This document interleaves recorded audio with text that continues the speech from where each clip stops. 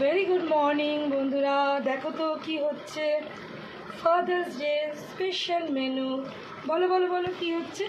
এলাচগুলো না গরম করতে দিয়েছি, এলাচগুলো গরম করতে দিয়েছি, ঘুরিয়ে দেবো তো পুরে। খুলজা সেমসে খুলজা হচ্ছে খাসির মাংস, হচ্ছে খাসির মাংস। আজকে বাচ্চাদের প্রিয় জিনিস তো হতেই হবে, হতেই হবে, হতেই হবে। তাহলে ওদের প্রিয় কি? ওদের প্রিয় মাছও নয়, ওদের প্রিয় শুধু ডিম আর মাংস। তো আজকে কি আর ডিম করার দিন বলো? আজকে কি ডিম করলে ভালো দেখায়? আজকে হচ্ছে খাসির মাংস, বড় বড় আলু দিয়ে। খাসির মাংস আলুটা কিন্তু মহা আকর্ষণ, যাই বলো।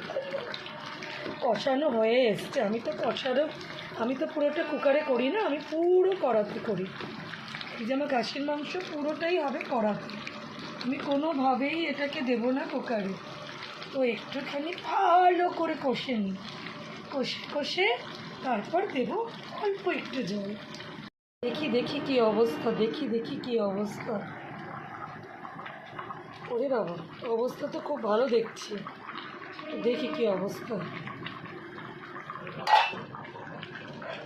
হয়ে এসছে। একটু ফুটে যাক,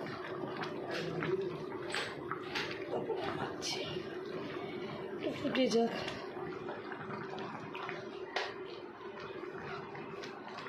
তারপর নামাচ্ছে, আরেকটু ফুটবে। তো রেডি হয়ে গেছে একদম গরম গরম খাসির মাংসের একদম কষা একদম।